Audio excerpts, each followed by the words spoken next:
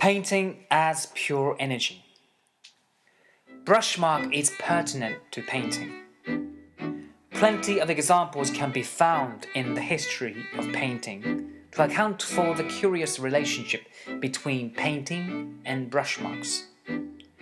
For instance, Impressionist painters of the 18th century rather emphasized the use of brushmarks, absorbing the spirit of enlightenment. It was not only for the aesthetic reasons, but also for the brushmark to become the means of reflecting artist temperament, allowing their personal qualities to be manifested. The paintings of Vincent van Gogh, for example, bear the distinctive dashed brushstrokes, unveiling his tempestuous and passionate character, whereas paintings of Pierre-Auguste Renoir rather display fluid and smooth brushstrokes as if revealing his feminine sensuality. In stark contrast, a quintessential Renaissance painter, Leonardo da Vinci, and his followers frequently exercised a technique called a tecnica del sfumato. Sfumato allows colors to be blended seamlessly into one another without leaving brush marks. In Leonardo's paintings, the contours of figures typically look hazy, gradually fading and diffusing into the background. This naturalistic rendition of figures is only achieved as a result of applying the technique of blurring the outlines. As the name of the technique suggests, the world's best-known painting, Mona Lisa, exhibits the application of La Gioconda Tecnica del Sfumato. However contrasting they are, in both cases, specific kinds of brushstrokes bring to light the significant role of brushmarks in painting. Together with the color, brushmarks subsequently took center stage in the palette of the mid-20th century painters. Being quintessentially demonstrated by Neo-American expressionists, brushmarks appear more visible in their paintings to the viewers and applied rather robustly. The way in which minimalist painters treated the brushmark, on the other hand, is contrary to that of the expressionist. The minimalist removed any trace of personal expressions, which brushmarks effectively convey. The distinctive characteristic of the brushmark is derived from the fact that it requires the creator's physical and gestural movements. This insinuates that gestural mark-makings are often inflicted by the instinctual and primordial human desire for expressing oneself. This human desire for self-expression coexists with another primal human desire to communicate to others, as humans are by nature social beings. Behind the act of applying a brushstroke, therefore, a tension between these contrasting human desires quietly smolders. In the context of Western visual art, the brushmark in painting has historically taken a role of fulfilling artists' primordial desire for self-expression. In the East, on the other hand, there has been other means to fulfill such a role. Along with painting, calligraphy is a long-established art form in the East. Calligraphy has a rich history, and the origin of its tradition goes back to a couple of millennia ago.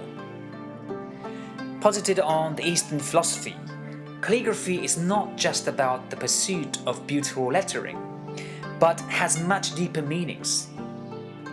It is considered as a creative self-expression, which gives form to signs in an expressive yet harmonious way. The creative nature of calligraphy has a lot of relevance to contemporary art. The recent history of Western art shows several examples where the relevance of art to calligraphy is found. Art informel, translated in English as unformed art, quickly developed during the post-war period in France. The work of art in for male artists, often dubbed as European abstract expressionism, shares the propensity towards unconventionality and spontaneity, rejecting predefined forms and structures. Around the same time, the American counterparts, the aforementioned American Expressionism, came on the scene while being immensely influenced by Eastern calligraphy. At that time, the Western world was particularly interested in Eastern culture, and many Western artists were inspired by various aspects of the Eastern tradition. And calligraphy was one of the exports from the Eastern tradition to the West. Mark Tobey, for instance, one of the American Expressionist painters, actually spent years in Japan soaking up its cultural ethos. In response to the phenomenon where some aspects of the Eastern cultural tradition inspired the Western world in the 50s and 60s across the Pacific, there was the resurgence in the popularity of calligraphy. In no time, calligraphy became one of the avant-garde means of artistic expression in Japan. According to the tradition of Chinese and Japanese calligraphy, lettering is executed in a monochrome color, and the tone is determined by the density of ink, water, and paper's water absorption. Due to its fortuitous and creative nature, as it rather gives form to signs than conforming to pre-existing forms, the execution of lettering relies heavily on chance and serendipitous elements. The main purpose of the traditional calligraphy is letteral communication. In the context of Japanese contemporary visual art, however, calligraphy is perceived rather differently. After merging with the spirit of modernism, modern Japanese calligraphy gave birth to a new type of expression, which separates itself from its predecessor. In some cases, modern calligraphers completely abandoned the use of brushes, but used their own body as the primary tool. Gutai was the most prominent group of artists that transformed the traditional Japanese calligraphy into a contemporary art form. Taking to the extreme, some of Gutai artists associated calligraphy with action painting, which involved physically demanding gestural movements. For instance, a leading figure of Gutai, Kazuo Shiraga's primary means of producing paintings was literally his own body. Typically, he would cover his body with paints, then throw himself onto paper or canvas. On one occasion, he suspended himself from the ceiling of a gallery space by a rope. While dangling in space, he splashed oil paints by erratically swinging his feet around. To put it bluntly, he was a performative painter who produced a special kind of action paintings. Contrary to Gutai, monoha movements in the 1970s, led by a minimalist artist, Li Yufan, focused more on subtlety and a philosophical kind of aesthetics. The monoha artist often arranged industrial materials such as stone, steel plates, glass, light bulbs, wood, wire, rope, oil, and so forth. Their intention was to examine the incidental relationship between these objects when they are placed closely, albeit quite randomly and in unintended ways. In relation to brushstroke, Li Yufan's minimalist paintings are contemplative and ethereal, consisting only of a few brushstrokes. There is some similarity to be drawn between the way in which Western painting has developed and the trajectory of calligraphic development in Japan in recent decades.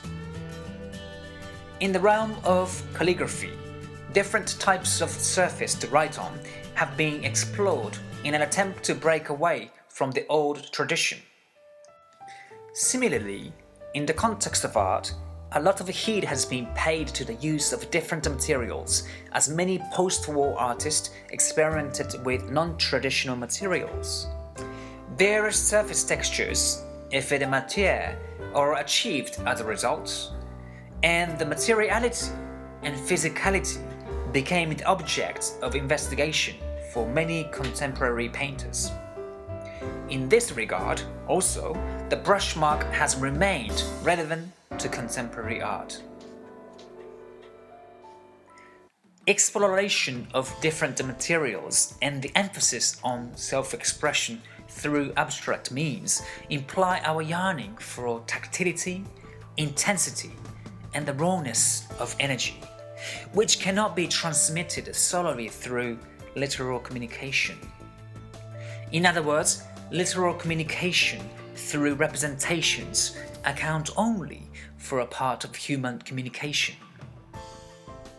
In the age of digital media, our visual world is flooded with numerous visual representations. The prominent French sociologist Jean Baudrillard calls it hyper-reality. Yet representations lack certain qualities. Amongst them is the quality that brushstrokes encapsulates, such as traces of an artist's expressive gestural movements. A trace of a dynamic movement symbolizes aliveness and life itself. In the increasingly sterile, two-dimensional visual world that we find ourselves in, the primitiveness and rawness behind the brushstroke should not be regarded as backward or regressive, but rather evokes a sense of rejuvenation, as it pertains to something primal in us all.